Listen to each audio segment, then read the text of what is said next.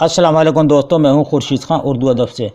दोस्तों GIC के लिए आपके लिए एक और वीडियो अपलोड है और बहुत मुख्तसर सवालात हैं। अक्सर हमारे इम्तहान में ये सवालात आ जाते हैं। दोस्तों अगर चैनल को आपने सब्सक्राइब नहीं किया है तो सब्सक्राइब कर लीजिएगा और बेल आइकन को प्रेस कर लें ताकि हमारी हर नई वीडियो आपको सबसे पहले मिल जाए। तो सबसे पहले देखिए, ये सवाल है, तज़मीन किसे कहते हैं? तज़मीन किसे कहते हैं? अपने या किसी दूसरे शायर के मिसरे पर मिसरा या शेर लगाना, इसको कहते हैं। देखिए औसाफ, देखिए औसाफ लिखा हुआ ना, औसाफ जो है वस्फ़ की जमा है, वाव और स्वाद, ठीक है, ये वस्फ़ की जमा है औसाफ, याद रखिएगा।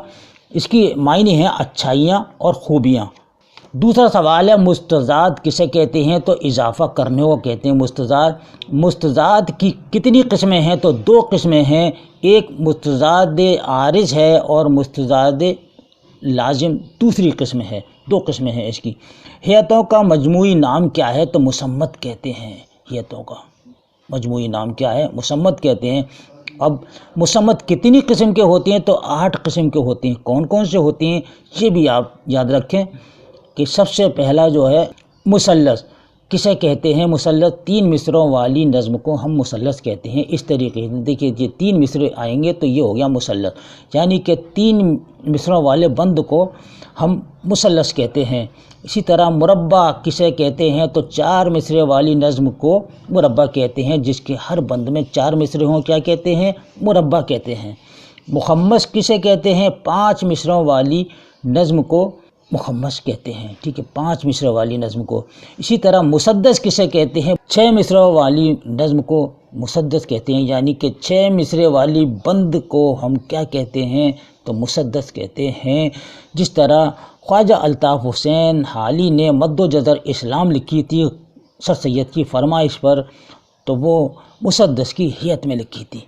मुसब्बा किसे कहते हैं? 7 मिसरों वाली नज़्म को मुसब्बा कहते हैं। देखिए 11वां सवाल है, मुसम्मन किसे कहते हैं? यानी 8 मिसरों वाले बंद को हम मुसम्मन कहते हैं।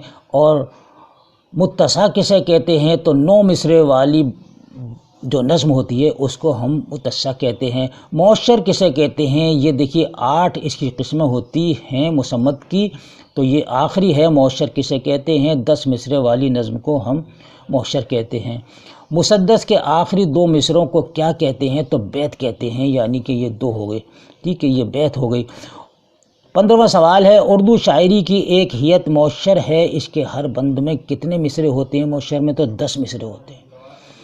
तरजीह बंद किसे कहते हैं? वो बंद जिसके हर बंद के आखिर में एक शेर की तकरार होती है, उसको तरजीह बंद कहते हैं। हाइको एक किस्म की शायरी है, तो हाइको कहाँ की शायरी है? तो ये जापान की शायरी है हाइको।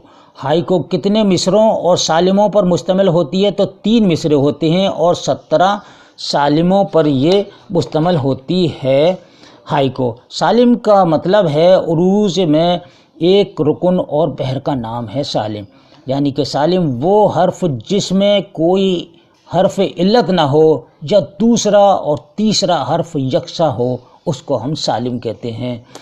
और पैरोडी का मतलब क्या है? जवाबी नगमा है पैरोडी, यानी पैरोडी का दूसरा नाम क्या है? तहरीफ है, ये भी याद रखेंगे हम। उर्दू के हरूफ हिज्जा कितने हैं? तो 52 है। पैरोडी दोस्तों इसका मतलब ये भी होता है कि मज़हक़ा ख़ेज़ नकल, यानी किसी का मजाक उड़ाना, उसकी नकल करना, भोंडी नकल जिसको कहते हैं, नज़्म या उसलूब बयान की मज़हक़ नकल। हरूफ शमसी की तादाद कितनी है? तो 14 है। मनक़ूता हरूफ की तादाद कितनी है? 17 है। डाल टेढ़े किस ज़बान के हर्फ हैं? तो हिंदी ज़बान के हैं।